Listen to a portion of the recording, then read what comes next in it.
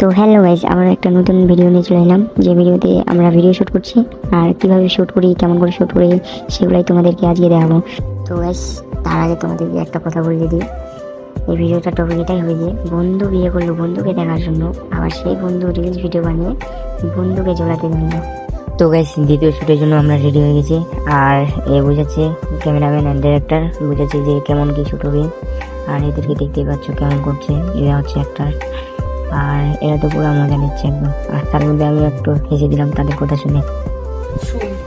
ইঁদুরের প্রিয় ধান, মাছের জীবন পানি। ইঁদুরের প্রিয় ধান, মাছের জীবন পানি। ডায়লগ বলতে বলতে আমি ভুলে যাই, সেটাই আমি জানি।